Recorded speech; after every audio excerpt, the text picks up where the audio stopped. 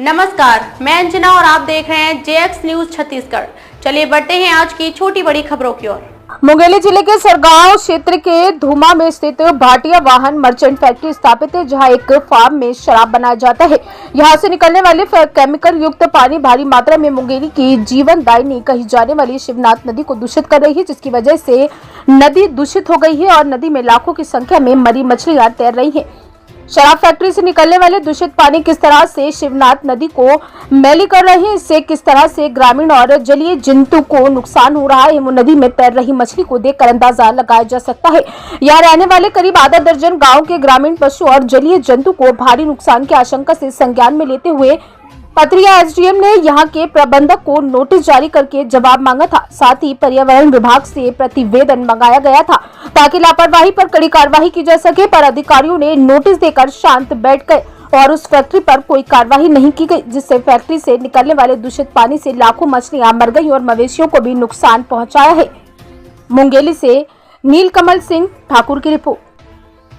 Pathariya SDM ने notice जारी किया था, लेकिन कोई असर नहीं हुआ। देखिए, जो सुसंगत प्रावधान है उनका पालन कराया जा रहा है।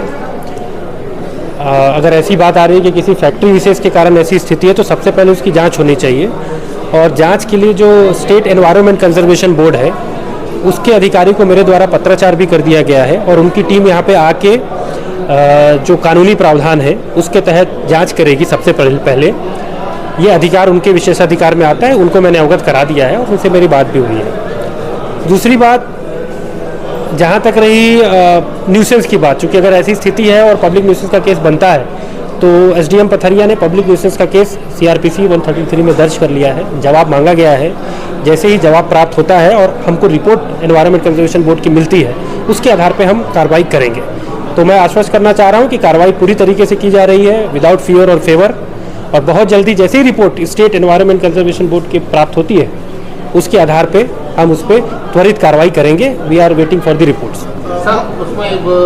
बिल्कुल ऐसी बात आई थी तो हमने हमारी टीम भेजी थी, एसडीएम स्वयं गए थे, एसडीएम ने वहाँ जांच करी और उसके बाद सीआरपीसी 133 का जो केस है उसके बाद ही दर्ज किया गया है और उसमें जो है केस पिछले तकरीबन 2-2.5 महीने से चल रहा है और उस केस में रिपोर्ट अवेटेड है। रिपोर्ट जैसे ही प्राप्त होगी, मैं आपको बता रहा हूँ, उसके आधार पर ही कार्रवाई की कि हमको सामने वालों को भी सुनवाई का मौका देना है। सर, मवेशी बाजार वाले